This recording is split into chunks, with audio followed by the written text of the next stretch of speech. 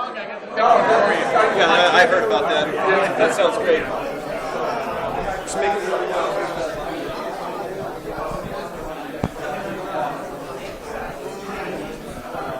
Let me go ahead and announce you. And this is kind of like our own worst enemy kind of a deal. all right, we're ready for Slade Griffin. His talk is "I've Met the Enemy, Information Security, and It Is Us." All right. So I'm supposed to wait.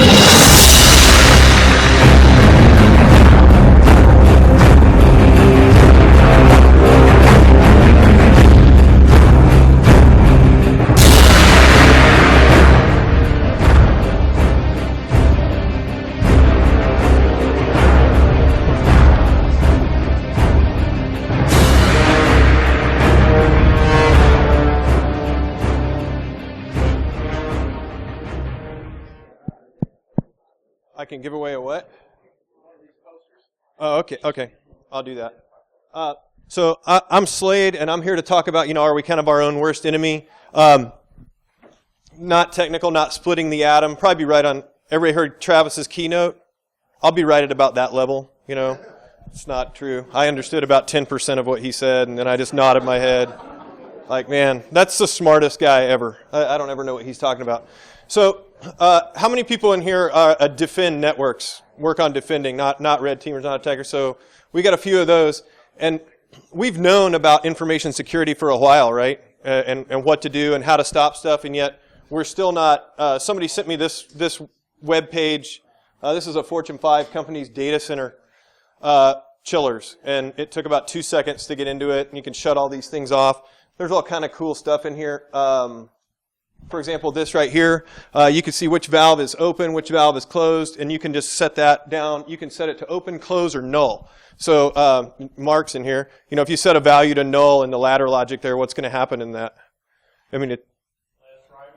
Yep, it's gone. Okay, that's no longer there. You can no longer go into the software through the HMI here and change that. You would have to go and physically reopen that damper. And how long would your data center last with no chiller cooling? Not long. I'd say 15 minutes in a place like this. It's just going to melt. And there was just absolutely nothing to this. This week I actually was red teaming a place, and so see if I can put this one up there.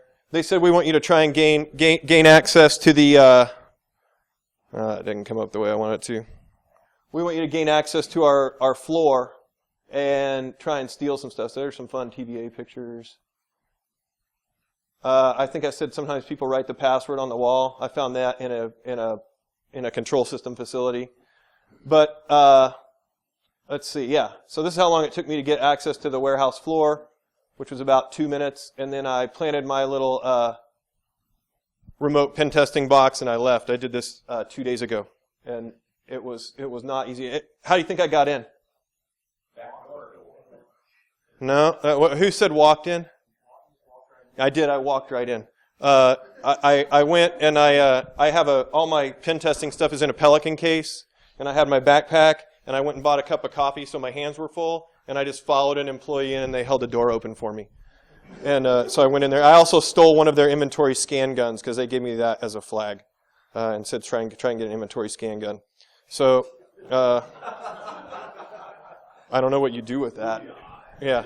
So totally fun though, right? Like we all do this because it's fun. But I think for the blue teamers, so for the people that are pen testing and attacking and want to be in that. We do that. We have a lot of fun doing that because it's goofy. But I wanted to gear this more towards the people that are trying to defend and the people that we're trying to do this for, and talk about kind of some of the strategies about why this isn't working right now. So a little bit about me. Not bald. So I think I've known Kevin for 10 years. I've been waiting to follow him on something, so I could just say that right there. So. I feel pretty good at this point. Yeah, who said yet? Yeah, that's true. Thanks for that, man. Get the poster. You get the poster, man. Okay, here you go. Anybody, if you'll mock me, I'll give you whatever you want. It's very good. It's good for me. If you'll talk to me, give you a little sticker here. And so this is me. Most importantly, I have no certifications. I've never been a CISSP. I've never been a QSA, so I don't really know that much. Didn't have any in it. I don't have any of that education. I do test and audit control systems, IT, sometimes hardware that's going in the field, looking at, how does the firmware work and things like that. Not near to the level like Travis was talking about. I mean, that was crazy that he can, with a shortwave radio, see the Ethernet traffic in his house, or he's writing to that block I/O via the web. I think my favorite quote was, "WordPress is a remote administration tool." I put that on Twitter. That was worthy right there. But he is the smartest guy there. These are a bunch of places that no longer want me to work for them below there, and I earned every bit of that. So that's all on me, not on them. So and my favorite thing now is I got trained as a biblical counselor a few years ago, and that's what I love to do with my time. So I work half the time doing this kind of stuff to earn money, and the other half of the time, that's what I do. Is that presentation remote work for this? I might steal that from you here in a minute. So what are we doing as we try to defend things? And the second question would be, why doesn't it work? And so I want to kind of go through that, and I want your input on it about, what are you struggling with as you try to develop your strategies for dealing with information security. So the first few things I want to look at here is our perception of what we're doing, and this goes for both blue and red teamers, as well as the reality of what we're doing. So, the first thing is, some people say, well, we have an offensive security program, and we're active practitioners, and we're really hacking stuff. This is a group I subcontract to. Sometimes they're called Precinctu Group. They're a bunch of ex-Navy SEALs, and they're real good at physical red teaming. Very good at that, and sometimes we have a perception of, maybe this is how our program looks, right? But the reality of it is, this is what's going on. Yeah, that'd be cool. I'm going to hook that up. And anybody here play video games? Yeah, this is you right here. This is our people, okay? This is us, And we think we're that other guy, right? Or who's ever gotten hired and been called like a rock star? Has anybody ever been called a rock star anywhere? Yeah, so you've been called a rock star. Yeah, and you come in there and you think, I'm Batman. And you are, but it's more like this. Anybody see the movie Black Hat? So one of my friends said, I'm going to start a rumor that movie's about you. And I thought, well, that'll be funny. And then people started, I would speak at a few conferences.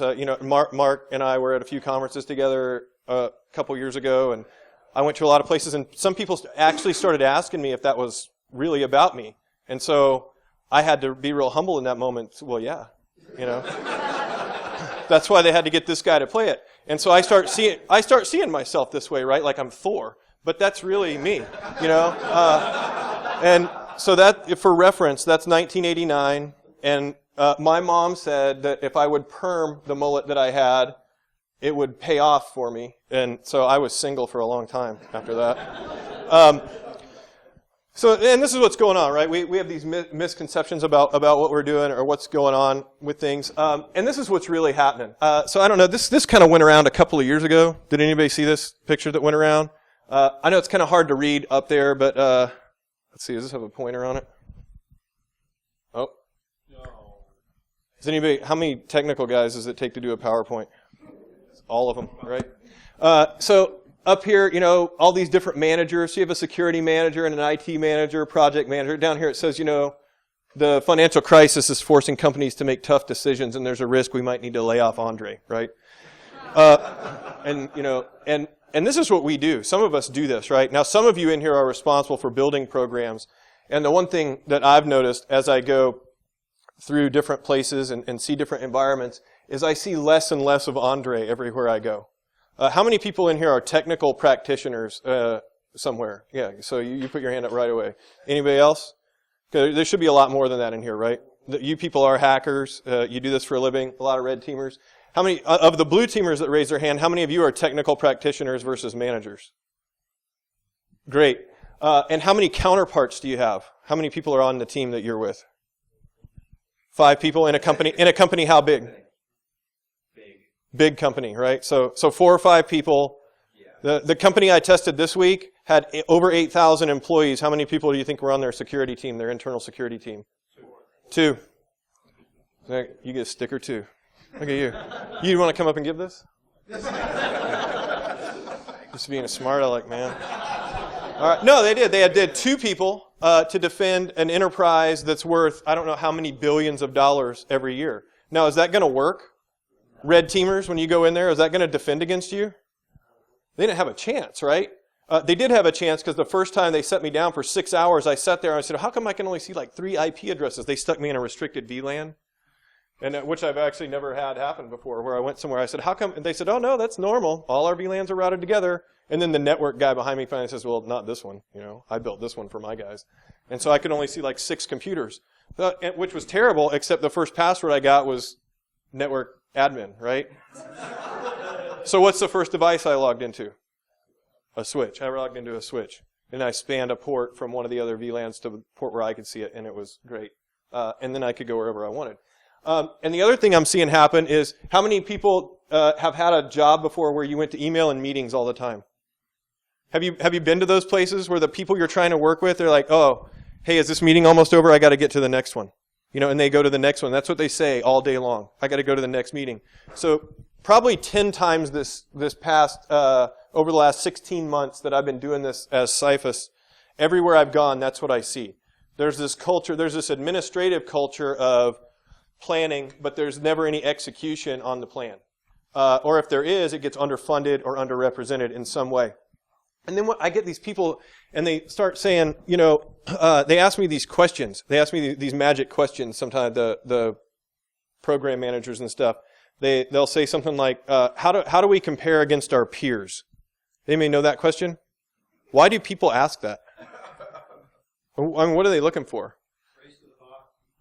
Yeah, we suck less, right? Than who? And how does that help? You're just propagating exactly what is going on here that we wouldn't really want to see as what's going on in this industry. So my encouragement to you would be, don't strive for that. Let's figure out how to make it better and what would do that. So for those of you that do Blue Team, what would make it, if you're are you experiencing any difficulties in trying to get programs moved forward or dealing with stuff? Yeah. What's the number one thing that holds that back, would you say? They're afraid that bad press is going to get out about it. So they're afraid of bad press. No, what prevents you from implementing solutions? Like that would actually stop a bad guy or girl. There's ladies here. Who said that? Mess up production. So revenue is paramount, right? Can't absolutely get in the way of that. And so I'm really glad I got to go after Kevin, because number one, I actually like public speaking, and it's great to go after somebody who hates it. And number two, that's the kind of the retail model, right? They can't just close their doors. But really, how many industries in here can actually survive without email? Most of them could, right? You could actually unplug that server. Your productivity might actually go up. Or what about the internet?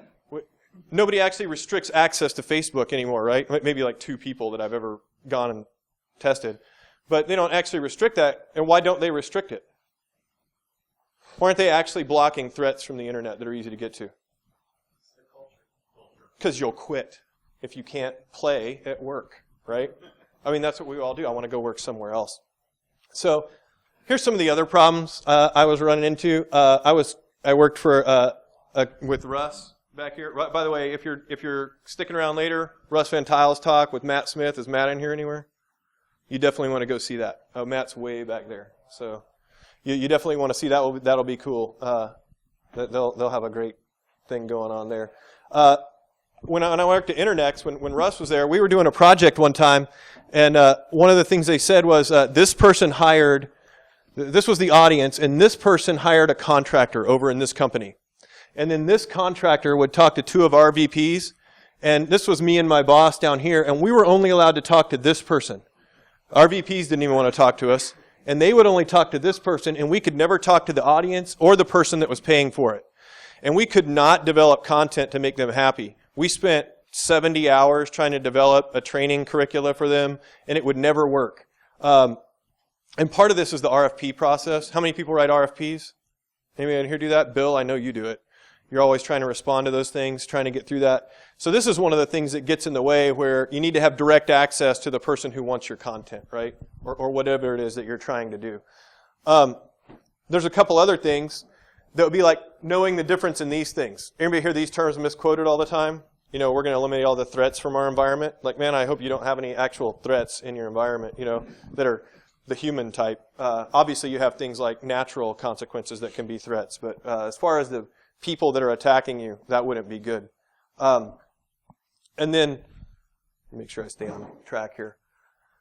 Knowing how this works. So I went to a place recently. How many people say we're a risk-based organization and we test based on risk? Or how many have heard that somewhere? Everybody says that? Well, so I went somewhere recently. I went to a utility and I said, have you tested these systems over here? And they said, well, no, we don't test those. We're a risk-based organization. We only test things that are high risk. And I said, well, how would you determine the risk without first knowing what the vulnerabilities are there and then being able to score the impact or the valuation if that asset gets compromised, right? And so for people who work on the red teaming side of this, what you want to preach to your customers is what is the potential impact, or we call this a failure scenario, right? If you lose this one computer, what is the actual impact to your organization? So when you're testing, does anybody do like email phishing? How many people do that? How many credentials do you need when you're doing that? You raised your hand. How many? What do you need?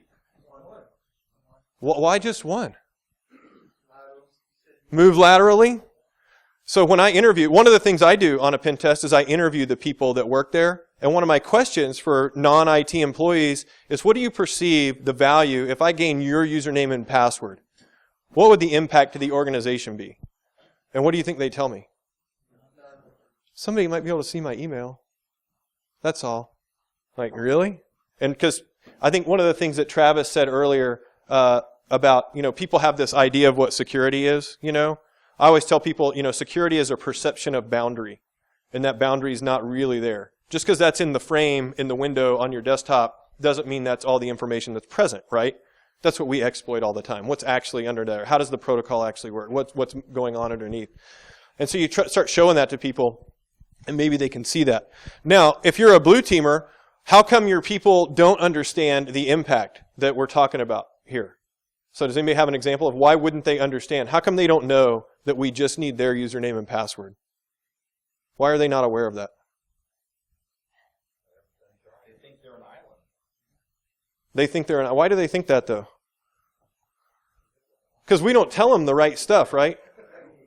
How many people's security awareness program for your users just consists of mailing them a link and hoping they watch it and read it and understand it? And you don't even track whether or not they do it, right?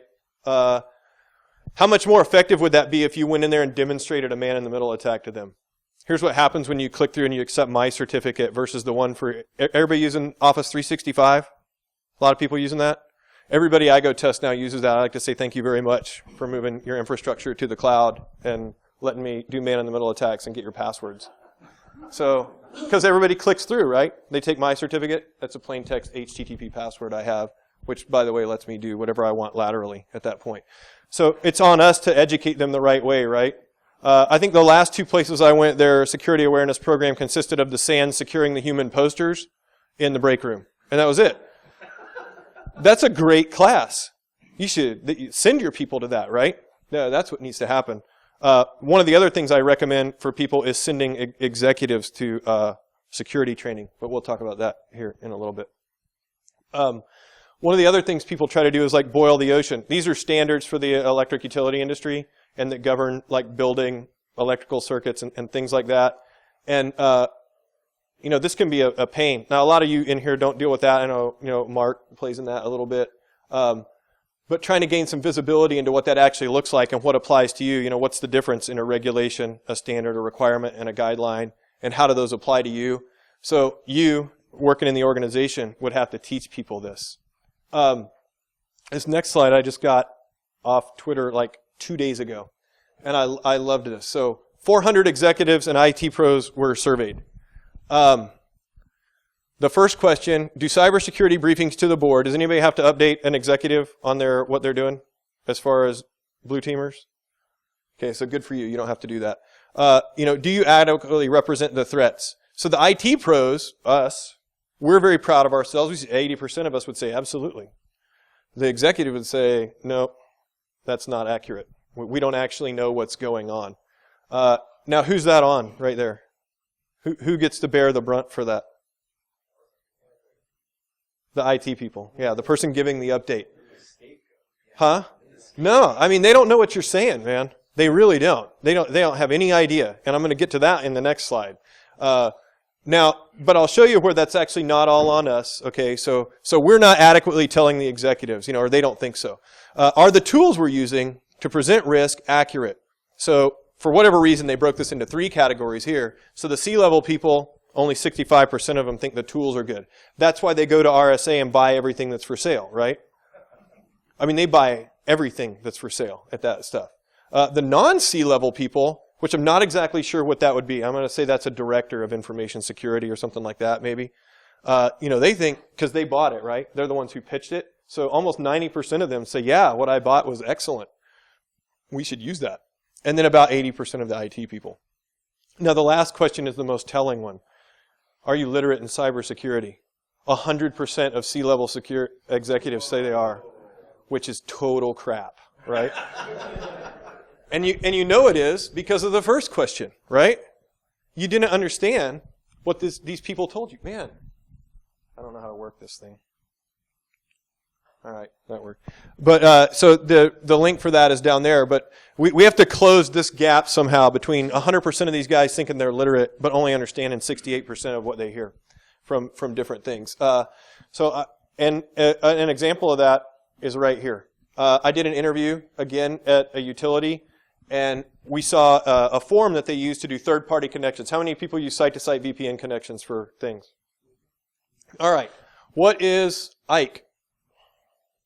For Cisco connections, anybody? Yeah. Internet Key Exchange. So these people said, what version of IKE do you want to use to establish the connections? What's wrong with asking that question to people? IKE version 1 is broken. You should not use that. So they were setting up IKE v1 connections, allowing people into their internal things, untrusted third parties that they develop a relationship with, using a broken cryptographic protocol to have access to their back end. And I'm sitting there with one of the IT project people, actually a senior level, just below the C level, and they said, what's IKE? This is the information security manager. I said, that's the problem right there. Not understanding what that is. I don't necessarily think that person has to be able to program the VPN concentrator or a router or a switch. But man, they got to know what this is. And they got to know it's not okay. And that's on us to fix that. Now, so there is a vulnerability there. Do you fix the issue differently if it's a 1 connection versus 1,000 connections? Who said keep the business running earlier? Can you just turn off? These people had 3,000 external VPN connections. Can you just go turn off IKE v1 in one day? That's a 10-month project probably at this place to go educate the end user on the other side, upgrade it to IKE v2, make sure that connection works, and do that 3,000 times. It's not going to be good. So that's where we want to talk about taking something, you find a technical vulnerability, and you turn it into a project. So how many people in here are responsible for an information security program somewhere? Anybody? Stephen, you are. You're not going to raise your hand. You are. Does it ever look kind of like, you're trying to figure out how many things what are you supposed to look at first? Should you look at databases first or maybe all this other stuff? Are these all kind of things that you have to focus on? Which one are you best at? Which one are you worst at? Stephen's not going to answer me. I see him. He just smiled. But you have to do all of this, right? Is it hard to keep an eye on that? Some moving targets? How long does it stay the same? It stays the same. That was good. So, who's been a pen tester longer than 5 years?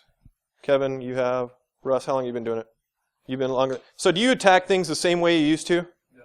Why not? Because it's more decentralized now. Yeah, everything's decentralized. I personally can't remember the last time I was able to scan for Nessus, find a vulnerability, and use Metasploit to exploit it. It just doesn't work anymore. Metasploit never works for me. I type exploit and it puts stuff on the screen and nothing happens. And so, I have to do it differently now. I have to do a different way of doing it. And so we shift what we do. And we do that while you, as the blue teamer, are still trying to figure out, oh, what am I going to do for security awareness or compliance scanning? Okay, oh wait, I got my PCI coming up, so I got to focus on that. And while you're looking over here, we're looking over here at, oh, you didn't patch that, or your red team's not up to date on what you're doing. And it's never stops, right? So you're trying to figure that out. So one of the things that I'm trying to develop with a friend of mine right now is like this architecture framework to build a security program somewhere. So what we're doing is we're taking the technical findings from either a vulnerability assessment, a penetration test, where we interview people, sometimes we red team, and we take all that information and we say, okay, how would we build a secure program for your environment around what we found? And we try to put it in some buckets that make it easier to see. And this is just organizational management here, right? This doesn't really solve anything, but it lets you get some easier visibility into it. So, for example, some of the stuff we were looking at was like, monitoring. That's one of the most important things you can do. But can you actually read the data that you're trying to monitor? So, where Neil was talking about people saying, they monitor on IDS, and he's been watching people try and do that since 2002, I think you said, and they just can't do it, right? I mean, how many alerts are you getting? You can't do that. Has anybody ever looked at Windows logs, by the way? Done Windows auditing? You just can't see it, right? It's the most verbose operating system out there. It'll log anytime it hiccups, which is great if you know how to parse it and look through it and flag on the right things. But we just don't know how to do that, or we do it too slowly. So, architecture and configuration, having these three things, if you were good at patch management, application security, and minimum security baselines, I would have a terrible time pen testing you if you could focus on those three things. But those, again, this is just kind of organizational management. So we took this and dumped it into what we called initiatives that we would ask the security program manager to focus on. And so these were the main things that we came up with. And we figured this can cover your entire program. These, I think it's like 7 things right here. So we came up with 7 major initiatives. So, you had 20 layers of security in there you were trying to manage with that appliance, application security, compliance, scanning, PCI, all that stuff. And we figured we could boil that down into 7 projects, and we could provide them with a timeline. We did all this in 2 months with a utility that we did this for. And so to kind of take a look at that, here are 2 of them up here, network security and asset management. So these are the things we want you to do in asset. How many people have an asset management program? You actually know where all your assets are all the time. So that's difficult to do, right? Patch management doesn't even work in most places. How many people are using SCCM to patch? What's the success rate of SCCM as patching? It tells you it 100% patched everything you pushed out. Do you ever Kevin had the trust but verify thing from Reagan up there. How do you verify that? Nessus Security Center would verify that for you. So does anybody know what the success rate of that is normally? About 66%. SCCM will say it patched 100% of things, and somebody will reboot in the middle of it or unplug their machine. They'll do what the screen says don't do right in the middle of it, and it won't get patched. And we don't go and verify that, right? Because we don't know that we can go get Nessus Security Center, log in, and do a credentialed audit with it. Or just you can do it with the Nessus Vulnerability Scanner if you want to do it manually, which is much cheaper. It's $15,000 a year versus $1,500 a year. Developing a vulnerability management program. Anybody got one of those? Very good. Let's see. In the network security thing, the number one thing I wanted in there, minimum security baselines for all perimeter equipment. Your firewalls, your routers, your switches that are on the edge, your IPS, your IDS. So you went through and everybody watches people mock security vendors when they have a security vulnerability in their product, right? So Barracuda, for example, had something wrong with it recently. And everybody acts like they should never have that. That's your responsibility to manage. That device isn't supposed to be a wall that you don't ever have to look at. You bought a device, you gave it an IP address, now you've added it to your attack surface, it's yours to manage and watch. And everything is that. If you give something an IP address, you got to defend it. So, minimum security baselines for those pieces of equipment in particular. How hard are those to develop, MSBs? They're free. You can go to the Center for Internet Security.org. You can just download them. Nothing to it. You'll have to tweak them a little to make it fit your organization, but you can just download that stuff. So designing network access control, that's a little bit more difficult, and you'll have to get people to do that. But the main point of this is, so we want to focus on designing and implementing network segmentation layers around things, and I don't even see that. Everywhere I go, I see flat /16 networks, and it doesn't matter if it's power plants or schools or logistics companies. It's all the same everywhere I go. Nothing looks any different. So that would be that one. And then we want to be able to maintain and update all the deployed equipment within asset management. So this is kind of something we're building for folks. And then underneath each one of the, we call these the specific mitigations underneath. We talk about which risks that we identified that would specifically mitigate. The whole process for this took 2.5 months and about 6 people. And went pretty well, and we think they have about 3 years worth of work to do in front of them after. And we didn't run Nessus, we didn't try to exploit anything. All we did was interview their people, and we found all these issues. Here's another issue that I'm seeing places. Who has a org chart that looks something like this, or has worked for one that looked kind of like this in the past, right? Where's the security team in this? It's over here. So back we're talking about now you have 8,000 employees and 2 people to defend this, right? And is that going to work? It's not going to work at all, right? Are these people developing secure code? You don't even know though, right? We just assume no, but we don't know. Because if you got 2 people, how much static code analysis are you doing in your environment? Forget it. You're doing dynamic code analysis, right? You're going to do a web app pen test once you've stood it up in production, of course, and it's already available. Is your network team still storing everything in type 7 passwords in the routers and switches? You bet they are. They still do that. How come you don't know that when you're just 2 people? You don't have time to check that, right? You just assume that. So one of the concepts that I'm going to put in this architecture framework is I think this kind of needs to change a little bit. I think each one of these teams, and I'd be interested in your input on this, what if you had, let's say you have, 2 people here and 3 people there. What if each one of these people had a representative that spent 20 to 40% of their time, depending on what your business model is, and they were dedicated to security that 20 to 40% of the time? So you're taking these people and they're going to OWASP training, right? So OWASP is back here. And you're developing a secure coding playbook for your organization. And that every time somebody writes an app, somebody in here then starts reporting to Rico Suave here, and they do static code analysis before it ever hits the internet. Is that doable? It's easy. PricewaterhouseCoopers does it.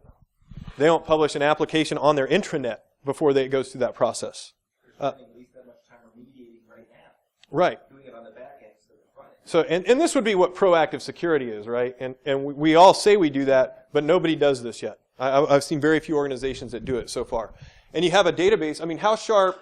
So if you're a red teamer, you have to have kind of this jack of all trades thing, right? You have to be pretty good in several different things. But are you going to go put a database together for somebody that can work in production and deliver the product? Dude, I would wreck that, okay? It would not work. I can break it, but I can't build it. And so having somebody that can build it in there that also understands why you want to test, and then you maintain these relationships with these teams as well, right? Because I don't think you can just have, how many places out there can actually go afford to hire a super good network guy, app guy, database, and system ninja? You just can't do it, right? Then you have this incredible team, that'd be great, but you can't do that on the security team. And then also these people have to educate up to these people and figure out, hey, you need to know what IKE is, and you need to know why we need this budget. And that's where we have to get better at communicating somewhat to executives. But also, one of the things I've done, and one of the places I went, I sent the CIO to get his CISSP. So they brought me in and complained. They had this network guy that kind of did all their network and security stuff. And they said, we don't understand anything he says, and we think we're probably going to fire him. He's not very good at what he does. Turns out this is one of the smartest network and security guys I've ever seen. This guy could do anything on a Cisco router and on a Windows box. And so they just didn't understand what he said. So we sent his boss and the CIO to get their CISSP. Don't care if they get the certification. Just take the training. Understand what these things are, right? How many people get the training that they want in their organization? Russ does. So Sword and Shield's good. You guys do. Where do you guys work? So, show off. Whatever. Thanks for the water bottle, man. But that's how you keep people around. Somebody asked me, where's Aaron? Are you still in here, man? Yeah, so Aaron back here he said, how do we keep people around? Training's one of the things, right? I would recommend that every person that you want to keep around, send them to one training so that they learn their trade better, their craft, practice your craft, and one conference. So they can learn to meet people. I mean, these people in here, the talks we're giving, you learn nothing from. I'm an idiot. But the people you can meet in here and the relationships you can develop, that's your greatest thing from coming to something like this. And so, we would recommend that be built into the budget so that people can continue to improve on their things, on their skills. So I was talking to some other people the other day, and we talked about some of the things that might actually stop us if we were doing this. And I would let me get rid of this little bar over here.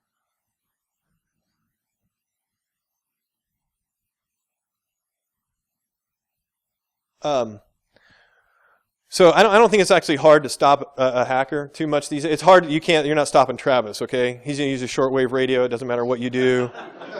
But there's 2 dudes in the world that are going to do that, and that ain't me. So that's not going to happen. So the things that I've seen that would stop me, so security configuration management, those minimum security baselines. The place I broke into this week, I got in because they're using Telnet on all their switches and routers. So that first credential I got. Who's laughing? You don't turn that off either. I know you don't. It's on by default, and you had to go to a meeting or answer an email, and so you left Telnet running because it still runs by default. So Cisco, turn that off by default. It'd be great. Full disk encryption. So sometimes when I can't get what I want via the network, I just steal a device and I reboot it with my little Kali Linux USB, and I dump the password hashes. And I would not be able to do that if you did this. Tested a wealth management company in Cleveland late last year, and they were actually I went in an office, I stole a laptop. It was like 3 a.m. One of the Navy SEAL guys got us in. We went in, stole a laptop, took it back to my hotel room. Every one of them was actually like a thick client. It didn't actually have Windows on it. It would pull it from some kind of new semantic product. I had never seen it before. But it would pull an image from a server and load it there. There was actually nothing on that. Such a waste of time. But anyway, so simple stuff like that, right? I mean, doing disk encryption on everything, desktops included, because I'll steal that too. Multi-factor authentication. So you talked about phishing people earlier. You only need that one credential because everybody's just using single-factor auth, right?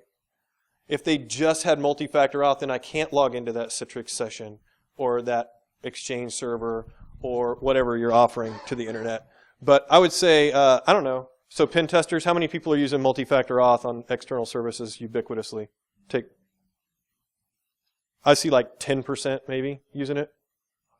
Not very many. So why not require 2FA for everybody? Because it's a hardship, Well, I can understand how, if you gave it ubiquitously internally, that you would spend $1 billion trying to educate Jim Bob. It ain't going to happen. We have to understand, like that dude, maybe we'll keep a closer eye on his account. I do understand that some people can't implement it everywhere, but certainly on the things that matter, you really could. And externally, period. Because how many people remember when email was kind of like a new thing? Remember that when only like 20 of us had it and it was kind of fun? And it was no big deal back then, but now everybody's using everything. And so what if you just didn't allow everybody to use email externally? I mean, I would say 90% of the organizations I go to, everybody doesn't need that. And they just give it to everybody because they don't want to say, well, you're not as special as he is. And that would actually solve a lot of problems. And if you had a real security operations center and you were actually monitoring and alerting on the right logs, I would get caught all day, every day. If you suddenly saw, I'll pick on Russell because I use his new attack that he's been putting together. He wrote a great blog post on it. It's on Sword and Shield's website. Go check it out. I've been using that everywhere I go. And if you actually saw that, Slade's account just logged into 1,000 machines, that maybe something's going on. You might want to check that out. It could be legit. I don't know. But, I mean, does that attack ever fail you? Once you have that local admin, or domain admin, it doesn't matter. Which takes how long to get that credential these days? Anybody know? No, I don't want to ask Russ because he's good at it. How long do you think it takes to get a local admin? Actually, in my test now, because I've read that blog post, I'm so spoiled now. If I'm not done with you in 8 hours, I'm kind of depressed. I usually have the credential, a username and a password in 10 or 15 minutes. And then, so I think, are you going to talk about responder later? So yeah, do that. Run a man-in-the-middle attack, Kane, Ettercap, whatever you want to use, and you'll have what you need. And then run this thing that he wrote his blog about, and you're all done there. Unless they want you to harvest specific information, and then there's other things there. But if people are actually alerting on privilege escalation, successful logins, hey, look, Russ just logged in 1,000 times to different things. That would catch me. And then I think the other thing that would really help would be security awareness training that went beyond, hey, don't do anything stupid. That's not going to help us out any longer. We have to do a better job. I think people either have to go to the training, you have to show your users their passwords, or when you go in, do that. If you're a red teamer, don't just go in and show how you got domain admin. How do you fix that? How are you going to fix those problems that you found? Not at the patch level, at the program level. You need to implement better asset management because your end-of-life systems are still out there. This place I went to this week said, no, we got rid of Windows XP 10 years ago. I found 40 Windows XP computers. Well, they just don't know, right? It's too big of an environment. 8,000 employees, who knows how many computers. Oh, but they're all virtualized, and they're using Office 365, and whatever was for sale at RSA, they had all that. But it wasn't working. So that's kind of. I'm going to wrap up a little early. Also, that's kind of all I had. So does anybody have any questions or have anything? What else would you add to this? What else would stop us? Any other practices? Logging and monitoring. Other guys that break in, how do you normally do it?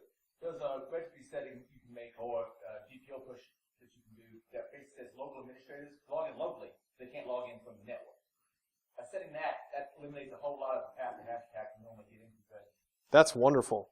Yeah, but what place do you know where they're going to say, hey, we'd like you to stand up and walk across now instead of sit at your desk? That guy would quit. Well, those people are using domain admin credentials or something a little bit lower, and they'll have to use the local account. Right. The local account, ideally, you don't have to use it. Oh, this machine going disconnect from the network. I can't connect to it remotely. So I love that. So anything that restricts remote access, I would be an advocate of that. What else? What would you do to thwart phishing attacks? Or the effectiveness of phishing attacks? What is the effectiveness of it? What would you do to thwart the effectiveness of a phishing attack? So I think you actually have to show people how it works. So I just did that this week as well. So we were given 50 targets. How many people do you think opened the email that we sent? 38. So I think 12 people are on vacation. So we sent something that looked legitimate. And so what we do, as soon as they click the link, they get a user education link with a video, talks about you've been phished. This is what the danger of that is. But then I think you have to follow up on that and go in and you have to teach people what, like we talked about earlier, what is the impact of just your account being lost? Because you think you're nobody special here. But, if you use...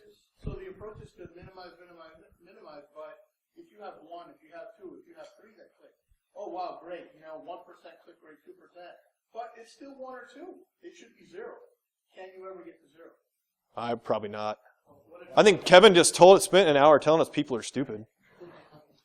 No, somebody's going to click it. And so, well, that's why you have to have when we had the slide with the layered defenses, that's why you have other things. And you should know where you're out. That falls on you as the network guy. Where's your traffic going?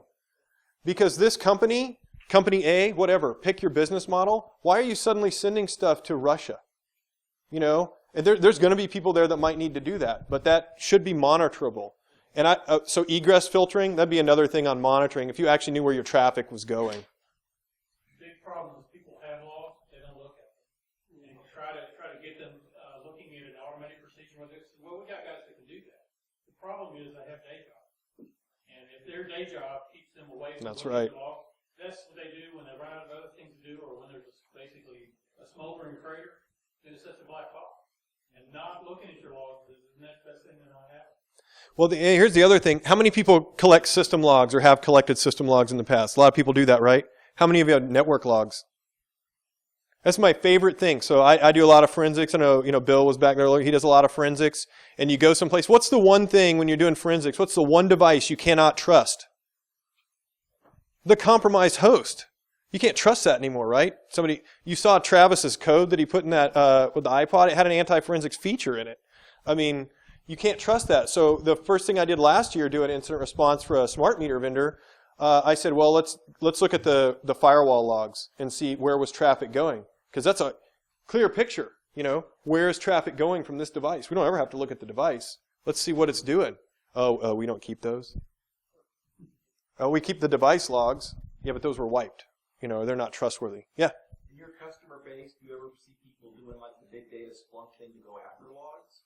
Or is that like nobody has a clue? So I don't know what you mean when you say big data. Is somebody using automated software to try to go through their logs and look for thresholds and say, oh, you logged in 1,000 times? Yeah, sure. When I worked at Oak Ridge, we brought in Splunk and StealthWatch as two tools. And I love those tools because we had complete visibility into where all traffic was. So you're looking at network flows, which is invaluable information, right?